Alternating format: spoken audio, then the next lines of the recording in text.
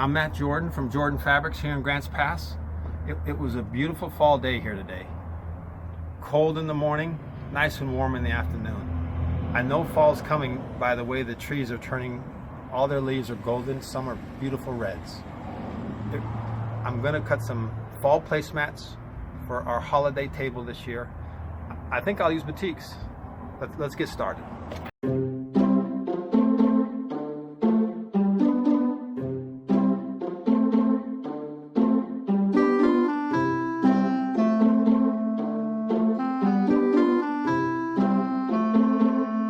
Hi everyone. Today we're going to make some placemats from a jelly roll. We're going to make a pattern called Courthouse Steps. It's a variation of the log cabin block. Now I've made a sketch here, just a rough sketch of what I'm going to do. So we're going to make 4 placemats and it's going to take 18 jelly roll strips or 2.5-inch strips. So we're going to need 3 lights and we're going to need 5 darks, and then we're going to need 1 yard for the backing, and that's all we need. So Matt is next door picking out some fabric, so let's go see what he's got picked out for us.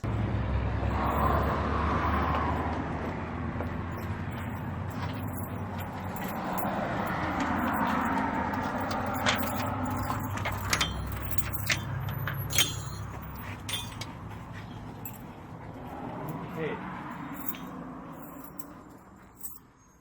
I think I'll do the darks first. In fall colors, I'm just going to start picking some things out. In general, fall looking things. Let's see.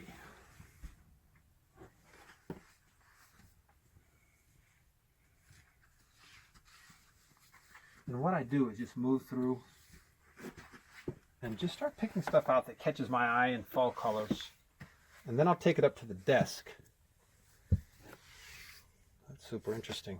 And then I'll take it up to the desk and sort through it and kind of try to pick out something that may be pleasing. I picked out what I think is a really pleasing mixture of greens and browns and rust colors. I'm going to use, I had these other options which are great options, and I had some more of the light background prints which were great options, but these are the ones I came to. I love for a table to have the grapes. That was a neat grape print from Hoffman. This is from Kaufman. These are Hoffman and Kaufman prints. Love them. And I love the leaf. That's going to be my outside border. So here's my center square. Here's my center, that nice rusty red color with the leaves. And on my darks, I'm going to come out with these 3 there. That gives me 4 darks so far. And here's my 5th, which will be the border. And then here's my 3 lights. We're going to use, this is the smallest light, to the grapes, and to this beautiful print with a lot of nice fall colors in it. I'm going to cut the fabric off the bolts and get it all ironed up, and then Matt can cut it to size. So we just need a yard for the back, and this just needs to be ironed and cut into quarters.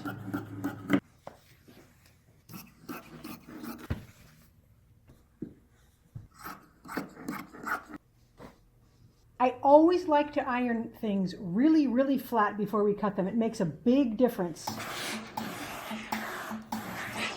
So I'm going to do both sides of the fabric and I'm going to steam press it.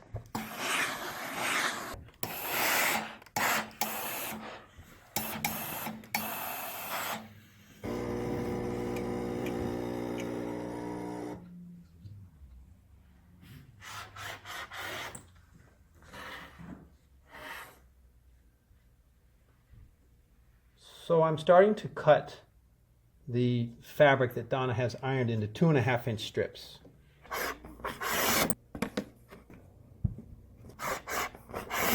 Now Matt has nicely cut all the strips, so I just need to do the sub cuts. You can see my little sketch here. There's not very many different sizes. These 2 pieces in front of me are both going to be 14.5, so I'm going to cut them to 14.5. The next ones over here, these are going to be 10.5s, 6.5s, and 2.5s.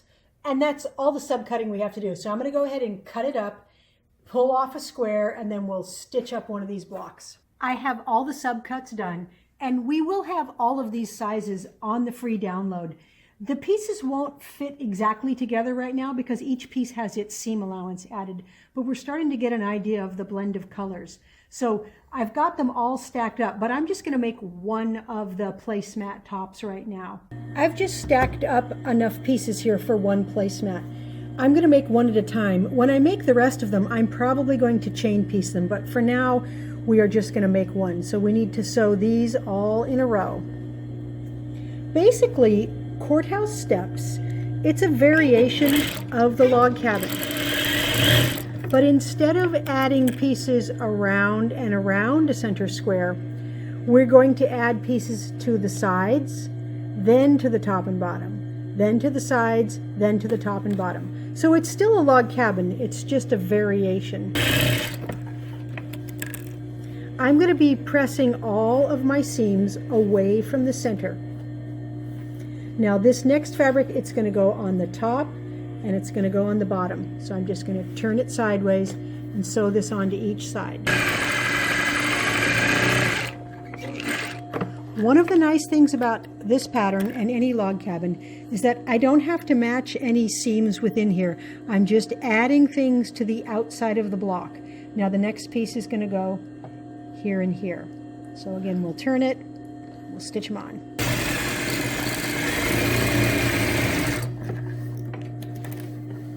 Now the batiks, they finger press really nice and flat. If you want to stop and iron in the middle here, you can do that. I find with batiks that it stays pretty flat just with the finger pressing, but that's an option. You can always stop and iron anytime you feel like it needs to be pressed.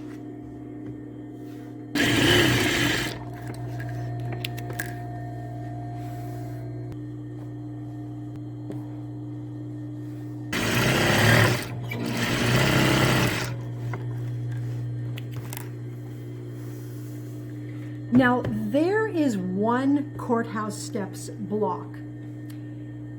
I've got the same fabric used twice, but you can use your scraps. You can use a lot of different strips. So this does not have to be the same print, but it should probably be the same color or the same value. Now we're just going to take these last two pieces and we're going to put them on either side so that our placemat will be rectangular, and then we'll be done with the top. Now we're going to steam press it really, really flat. It's already pretty flat. The batiks are so easy to work with, but let's go give it some steam.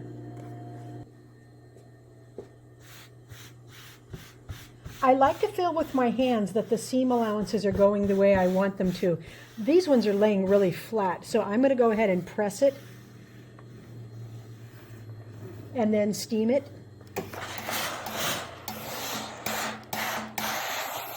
And you can always turn it over to see if your seam allowances are laying exactly the way you want. And these ones are. So we are ready to finish the placemat now. I'm going to finish the placemat using the flip method. So it's also called the envelope method. So I'm going to put the front and the back right sides together on top of the batting. I use the Hobbs 80% cotton, 20% polyester. It's the same batting that I use in my quilts. It's nice because it has a little bit of insulating properties so that if you put a hot plate down or a hot bowl down on your table, it's going to keep some of that heat from going through. So they're right sides together, and I've just got them on top of the batting, and I'm just going to stick a couple of pins in, and then I'm going to stitch this front to back all around the edge, a 1/4 inch in from the edge. I'm going to leave an opening on the side here. I'm going to leave it a little bit bigger than my hand, and that's how I'm going to get this turned right side out. So I'm going to start right here, and I'm going to back tack so that the threads don't come open when I flip it.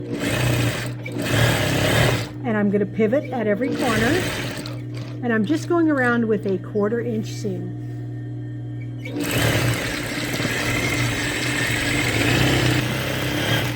So you can leave a bigger opening if you want. I find it's easier to close it neatly if I keep it fairly small. So I'm going to want to stop right about there.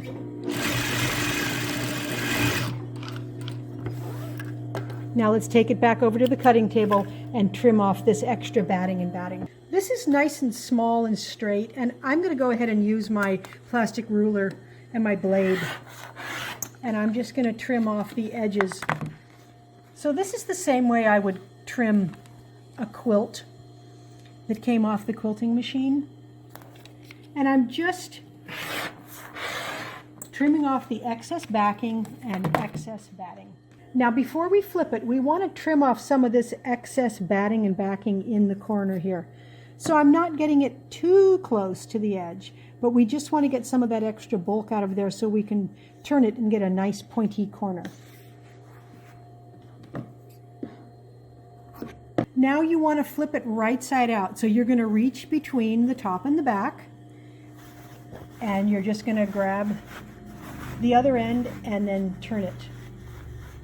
And it looks kind of lumpy right now, so put one hand back in and put your fingernail in towards the corner, and when you have it nice and pointy, just finger press it flat.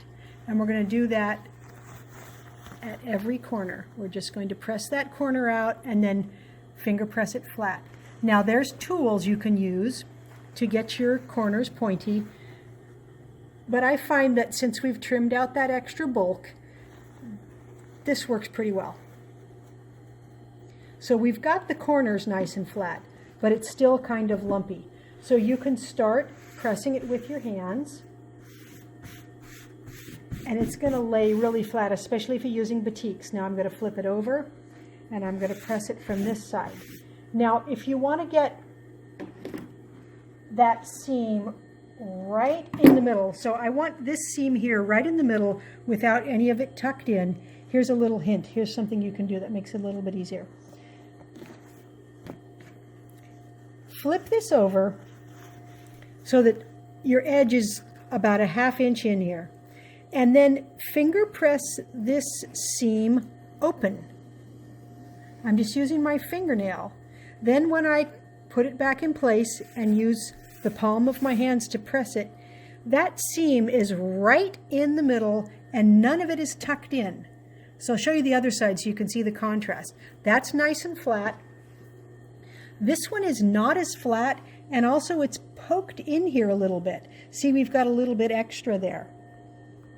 So that's not as nice. So flip it to the front side and just push it over like this. It feels funny, but what we're doing is we're getting to this seam right here so that we can press it flat. And then when we push it back in place, that seam is right in the middle. So I'm going to do that on all four sides to get it nice and flat and open. On this side with the opening, you can only do it part way there and part way here. Now it's nice and flat, and we're going to take it over to the machine and we are going to quilt it, and we are going to close up that opening. I've turned in the edges of my opening so they're both folded back about a ½ inch, and I am just going to stitch this up with a very narrow seam on my sewing machine. Now if you'd prefer, you can hand stitch this, you could whip stitch it, you could stitch it invisibly, but I just find it doesn't bother me very much to do this small amount of stitching on the machine here.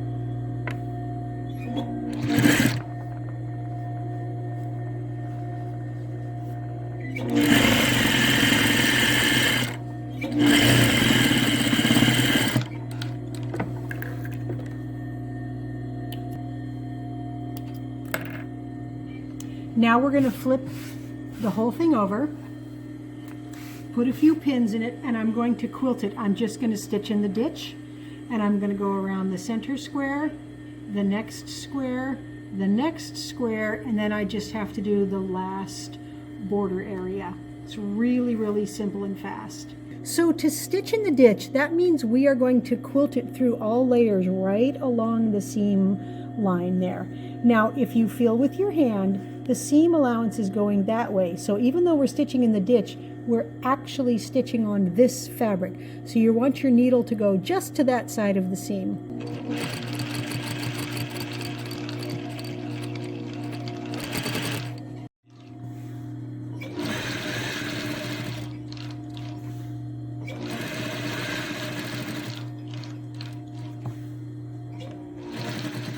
here's the finished placemat. This is a really fun and quick project. Now you can make this with the scraps you have.